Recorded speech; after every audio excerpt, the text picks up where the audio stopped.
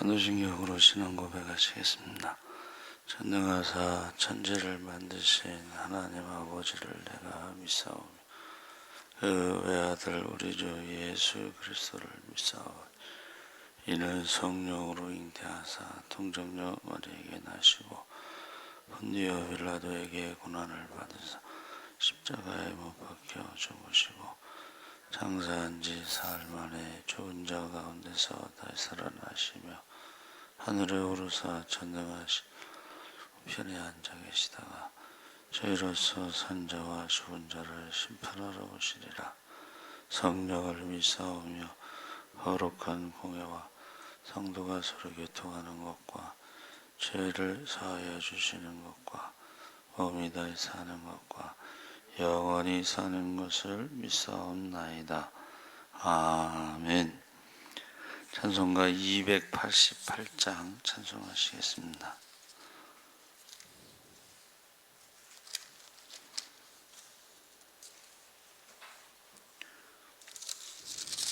찬송가 288장 찬송하시겠습니다. 예수를 나의 구주 삼고 성령과 피로써 거듭나니 이 세상에서 내 영혼이 하늘의 영광 누리도다. 이것이 나의 간증이요 이것이 나의 찬송일세. 나 사는 동안 끊임없이 구주를 찬송하리로다.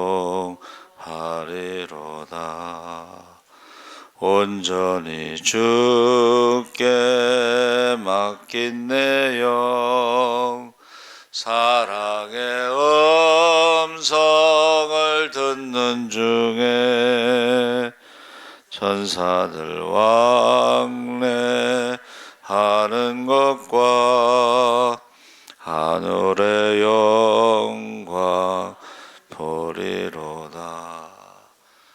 이것이 나의 간증이요 이것이 나의 찬송일세. 나 사는 동안 끊임없이 구주를 찬송하리로다. 주 안에 기쁨 누림으로 마음의 풍랑이 잔잔하니 세상과 나는 간 곳 없고 구속한 주만 보이도다.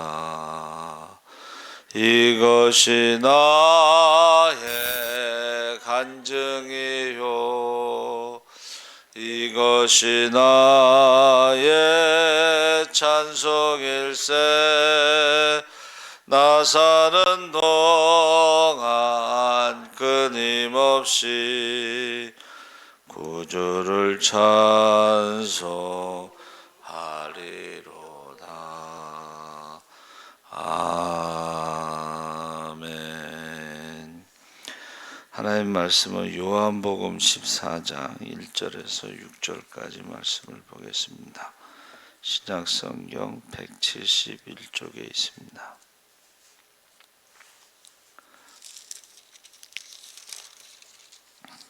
14장 1절에서 6절까지 우리 다 같이 읽겠습니다.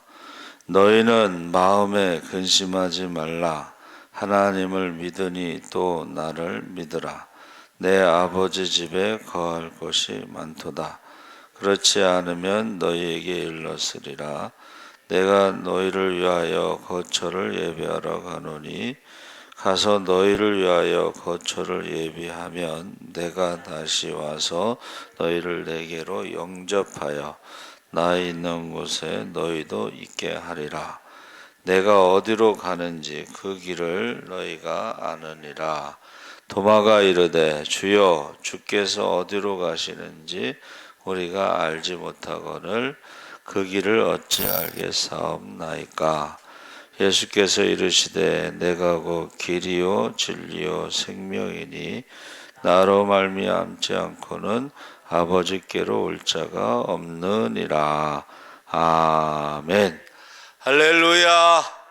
좋은 아침입니다. 잘 오셨습니다. 감사합니다. 하나님께 나아가는 길이란 제목으로 말씀을 나누려고 합니다. 우리가 기독교의 신앙은 사도신경을 믿는 것인데 그 사도신경의 내용의 핵심이 이제 성삼위 하나님을 믿는 것입니다. 그래서 우리가 하나님이 누구신가, 그 하나님께 어떻게 나아가는가, 그래서 하나님에 대해서 사랑, 영, 창조자, 전지전능, 무소부재, 영원, 불변 뭐 이런 표현이 있는데 조금 추상적이죠. 사실은 이런 표현들은 모든 것을, 인간의 모든 것을 초월한 표현이기 때문에 구체적인 것은 바로 성경에서 말하는 하나님을 우리가 믿고 만나고 그 하나님 안에 자유하고 평화를 누리고 행복하고 있는지 그 상태를 우리가 한번 이렇게 생각해 봐야 되는 것입니다. 그래서 구원은 영생이고 자유고 평강이고 에덴 기쁨이고 주님께서 말씀하신 그 하나님 나라가 이 땅에 이루어지는 것이 구원이고 우리가 하나님 나라에 들어가는 것이 구원입니다.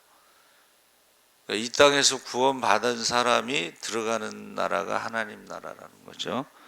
그래서 구원받은 사람의 특징이 그런 것들이 있다. 근데 여기서 지금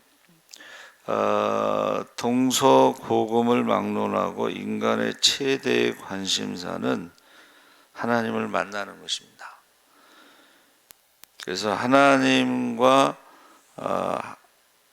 일체를 이룬 예수님을 통해서 하나님을 만나고 알고 믿고 그 믿음으로 구원을 받는 것이 기독교인데, 예수님을 통해 하나님을 만나는데 그 하나님께 나아가고 하나님 안에서 무엇이 인생의 길이고 무엇이 참 진리고 무엇이 영원한 생명인가를 깨닫게 되는 것입니다. 그래서 예수님께서 하나님께 나아가는 오직 하나, 그 길과 진리와 생명이라는 것을 지금 말씀하고 있죠. 그래서 요한복음 14장에서 16장까지가 이제 예수님의 그 유언, 설교, 강화 뭐 이런 표현을 쓰는데, 지금 마가다락방에서 이제 마지막 밤을 보내고 계시죠. 근데 이제 그 1절에 보니까 너희는 마음에 근심하지 말라. 하나님을 믿으니 또 나를 믿으라. 그래서 지금 제자들의 상태는 근심하고 있는 상태예요. 그런데 왜 근심하냐면 13장에 예수님께서 마가다락방에서 유월절 만찬을 드시고 이제 십자가를 지고 죽는다. 유월절 어린 양으로 죽는다. 그 말씀을 하셨기 때문에 제자들의 상태가 근심이라고 표현했는데, 사실은 이 근심이라는 단어는 우리가 생각하는 근심이라는 것과 좀 다르죠. 그래서 헬라어로 타라세스도, 이 말은 혼란에 빠지는 것입니다. 그러니까 그냥 근심하고 슬퍼하고 뭐 이 정도가 아니라 창조 이전에 땅이 공허하고 혼돈하고 흑암이 깊음 위에 있었던 상태. 그러니까 지금까지 자기들이 예수님을 모든 것을 버리고 예수님을 따른 3년 동안의 그 기대감, 자기들의 어떤 꿈, 계획. 그러니까 지금까지 누가 크냐라고 싸웠잖아요. 근데 그게 완전히 하루아침에 그냥 다 무너져 내린 거예요. 멘붕이 이제 표현하는데 멘붕. 그래서 정확한 것은 창조 이전에 혼돈, 무질서, 그 다음에 흑암, 그리고 공허함, 그것을 표현하고 있어요. 그러니까 이제 주님께서 그걸 아시고 이제 마지막 설교를 하시는 거죠. 그래서 왜 제자들이 그랬느냐? 그것은 예수님, 하나님의 아들 메시아가 이제 저주의 십자가에서 무참히 죽는다는 것을 말씀하셨기 때문에 그렇습니다. 그러니까 이것은 뭐냐면 모든 희망이 없어지는 거예요. 여러분, 우리 죽음이라고 하는 것은 모든 사람이 다 죽습니다. 그런데 지금 이 상황은 죽음보다 더 큰 근심, 그게 바로 구원의 문제입니다. 영생의 문제입니다. 그것이 지금 제자들은 다 무너져 내린 거예요. 이 땅에서 하나님 나라도 무너지고 천국에 갈 수 있는 그런 소망도 무너지고, 그래서 지금 제자들에 대해서 지금 2절 3절에 내 아버지 집에 거할 곳이 많도다. 그렇지 않으면 너희에게 일렀으리라. 내가 너희를 위하여 거처를 예배하러 가노니 가서 너희를 위하여 거처를 예배하면 내가 다시 와서 너희를 내게로 영접하여 나 있는 곳에 너희도 있게 하리라. 이 죽음의 문제도 지금 심각한 거예요. 그런데 지금 하나님 나라에 대한 제자들이 그 소망이 없는 거죠. 확신이 없는 거예요. 그래서 주님께서 말씀하신 게 뭐예요? 내가 죽는 것을 걱정하지 마라. 3일 만에 부활할 것이다. 5번 얘기하셨다고 그래요. 근데 제자들이 믿지 않으니까 이제 베드로와 야고보와 요한을 데리고 변화산에 올라가서 부활하신 주님의 모습을 보여준 거예요. 그 변형된 모습. 그리고 하나님의 음성도 들리고. 그래서 이제 나중에 부활하고 나서 제자들이 믿지 않을 때, 그때 이 변화산의 그 체험을 너희가 이야기하면서 부활에 대해서 믿도록 해라. 그렇게 말씀하신 거죠. 여러분, 죽음이 끝이 아니라고 지금 말씀하시는 거예요. 죽음이 끝이 아니다. 그러니까 내 죽음에 대해서도 근심하지 말고 걱정하지 말고, 너희의 죽음에 대해서도 걱정하지 말고, 이 죽음이라고 하는 것은 하나님께 나아가는 것이다. 이렇게 표현하고 있어요. 그래서 죽음에 대해서 연구하는 사람들이 예수를 믿지 않는데도 그들이 이제 임상 체험이라고 그래서 그 죽었다 살아난 사람들을 쫙 이제 연구를 하는데, 결론이 뭐냐면 죽음이 끝이 아니라는 거예요. 예수 믿지 않는 사람들도 이게 죽음이 끝이 아니고 사후 세계에 대해서 뭔가 있다. 그러니까 그 넥스트 도어라고 하는 책이 있는데, 제목이 이 죽음의 문을 열고 가면 그 다음에 뭐가 있다라는 것을 인정하는데, 이제 믿지 않는 사람들은 그것을 뭐 기독교의 천국이라고 표현은 안 하지만 죽음이 끝이 아니라는 것까지는 그들이 이제 연구 결과 결론을 내린 거예요. 그래서 제가 자주 말씀드리는 게, 산부인과 의사의 신앙 고백은 뭐예요?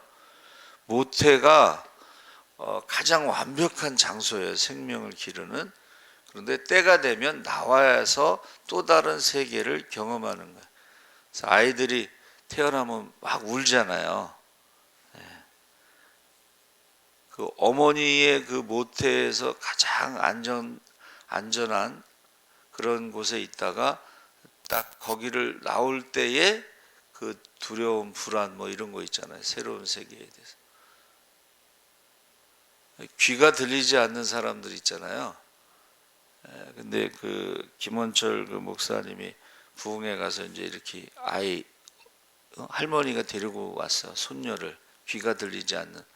근데 이제 손에 이렇게 손가락 집어넣고 기도하는데 한 번인가 두 번인가 이렇게 한 번에는 이게 귀가 열리지 않았는데 두 번인가 세 번 기도했을 때요 소리가 딱 들리자마자 애가 울었어요. 무서워서 두려워서.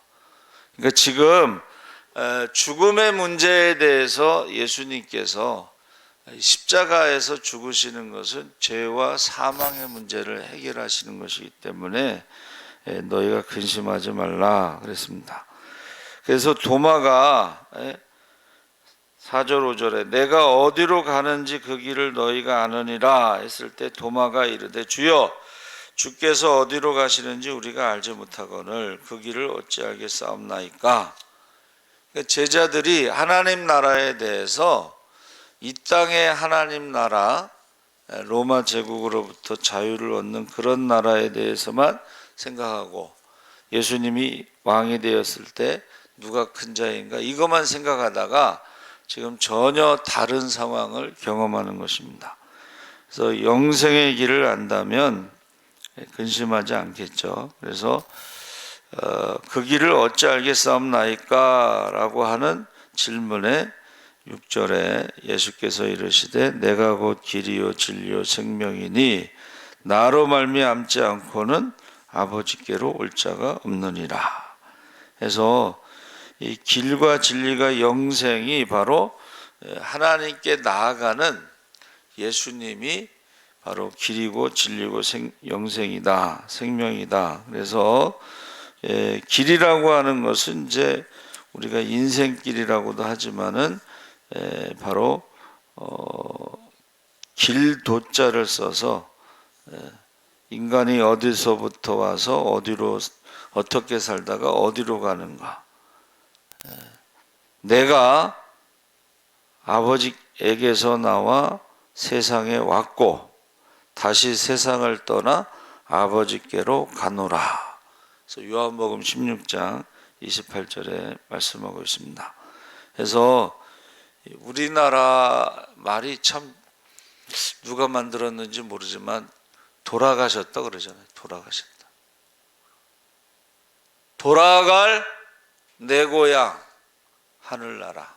할렐루야. 인생은 나그네 길인데 어디서 왔다가 어디로 가는가. 이 세상 나그네 길 하룻밤 머물고 근데 그 하룻밤에 환난과 비바람이 불어오고 힘들죠. 그 하룻밤이 굉장히 깁니다. 그래서 우리가 인생이 어디서 와서 어디로 어떻게 살다가 어디로 가는가 이게 성경에 나와 있죠. 성경에 하나님께로서 와서 하나님 자녀로 이 땅에 살다가 하나님께로 돌아가는 거예요. 나그네와 같다. 성경에는요 나그네라는 말을 많이 쓰고 있습니다. 나그네. 그래서 우리가 창세기에서부터 이렇게 읽어보면 영웅 호골도 결국 맨 마지막에는 몇 살에 죽었더라 이렇게 끝나잖아요. 그렇죠? 죽었더라 이렇게 끝나요. 근데 다윗 같은 경우는 하나님께로 돌아간다 그런 표현을 써요. 저와 여러분도 마찬가지예요. 우리가 이 세상에 왔다가 하나님 뜻대로 살다가 하나님께로 돌아가는 것입니다. 진리라고 하는 것은 성경을 말하는데 구약에서는 에메드, 아멘이라는 뜻이고 이거는 아멘이란 말이요 확실하다는 뜻이에요. 확신, 분명하다 이런 뜻입니다. 아멘이. 그래서 예수님께서 뭐라고 말씀하셨어요? 성경이 나에 대해서 증거하느니라. 모세의 글과 시편과 선지자의 글이 다 나에 대해서 증거한다. 그렇게 말씀하셨어요. 그러니까 성경이 진리인데 그 진리가 바로 예수님이다. 진리를 알지니 진리가 너희를 자유케 하리라 했을 때에 그 진리라는 것이 예수님이다. 너희가 모세를 믿었더라면 나를 믿었을 것이다. 모세가 나에 대해서 증거하였느니라. 이렇게 말씀하고 있어요. 그러니까 길도 the way, 더라는 말은 이제 고유명사로 유일한 길이에요. 아버지께로 갈 수 있는 길은 한 가지 길밖에 없어요. 예수님밖에 없습니다. 진리라는 것도 예수님밖에 진리가 없어요. 그러니까 다른 복음, 다른 예수, 다른 성령을 전하는 자들은 하늘에 있는 천사라도 저주를 받는다 그랬어요. 진리라는 것은 바로 말씀, 예수님이 진리가 되고, 마지막으로 생명이라는 것은 요한복음이 뭐라고 그랬어요? 오직 이것을 기록함은 너희로 예수께서 하나님의 아들 그리스도이심을 믿게 하려 함이요, 또 너희로 믿고 그 이름을 힘입어 생명을 얻게 하려 함이니라. 그래서 이 생명이라고 하는 것은 영생, 부활의 생명을 말하는 것이죠. 그래서 길이요 진리요 생명이 되는 것이 바로 예수님의 복음, 하나님의 구원의 법입니다. 그래서 이 아까 말씀드린 근심이라는 단어가요, 저는 이게 한문인 줄 알았더니 우리나라 말이에요. 순수한 우리말이고 근심이라는 한문은 없습니다. 근데 그 아까 말한 그 타라소, 이것은 혼돈, 아까 말씀드린 무질서, 그 다음에 공허하고 흑암, 그것을 말하는 것이고, 그 바할이라고 하는 히브리어는 이제 당황하는 건데, 그래서 예상하지 않았던 위험한 일이나 불길한 일에 직면한 사람의 감정, 이것이 예수님이 초림 때 성탄절에 왕국에 가서 동방박사들이 유대인의 왕이 어디 계시냐고 그랬더니 소동이 일어났다 그랬잖아요. 그러니까 준비되지 않은 사람들에게는 소동이 일어나는데 이게 근심이라는 단어예요. 소동, 멘붕. 그런데 이 준비된 사람들은 똑같이 특징이 찬양을 합니다. 할렐루야, 찬양. 목자들도 가서 찬양하고, 그 다음에 나중에 예수님이 할례 받으려고 올라갔을 때 한나도 찬양하고, 또 시므온도 찬양하고, 마리아도 찬양하고, 엘리사벳도 찬양하고, 스가랴도 찬양하고, 사가랴도 찬양하고, 이게 준비된 사람들은 다 찬양을 해요. 근데 준비되지 않은 사람들은 소동이 일어나요. 재림 때도 마찬가지입니다. 재림 때도 준비되지 않은 사람들은 그때 소동이 일어날 거예요. 그게 바로 근심이라는 단어예요. 소동이 난리가 날 겁니다. 준비되지 않은 사람들은. 근데 준비된 사람들은 언제 어디서 어떻게 주님을 만나더라도 기뻐 뛰며 주님을 찬양할 것입니다. 할렐루야. 그날이 가장 기쁜 날이에요. 역사적으로 그날에 하나님 앞에 우리가 사랑받고 칭찬받고 상급받을 것입니다. 준비된 사람들은. 근데 준비되지 않은 사람들은 소동이 일어나는. 우리 교회 친구가 이제 뭐 거의 모태신앙이고 어머니가 성령 받아서 은사가 많고 능력이 굉장히 크신데, 예수님이 다시 오시면 어떻게 되지 그랬더니 그 친구가 하는 말이 아이고 나는 죽었네. 그렇게 표현하더라고. 준비되지 않은 사람들은 그날에 성경에 보니까 뭐라고 돼 있어요? 재림의 징조가 나타나고 재난이 시작이 되고 나중에 재앙이 크게 나타나면 사람들이 기절한다고 그랬거든. 주님 오시기 전에도 이 불안해서 기절한다고 그랬어요. 그러니까 저와 여러분이 주님이 우리에게 하신 말씀은 죽음을 두려워하지 마라. 죽음으로 끝나는 것도 아니고 반드시 주님은 부활하시고, 할렐루야, 믿는 자들도 부활하게 되고, 그리고 그날에 하나님 나라에 거처할 곳이 많다 그랬습니다. 그래서 여러분 꼭 재림을 준비하면서 신앙생활 하시기 바랍니다. 아멘.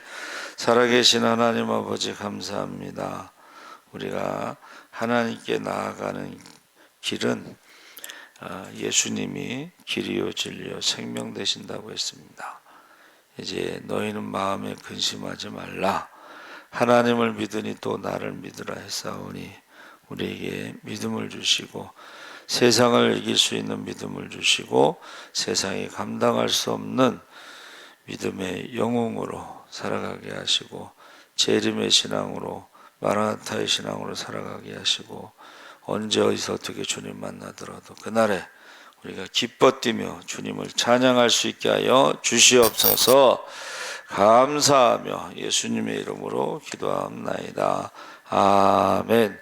하늘에 계신 우리 아버지여,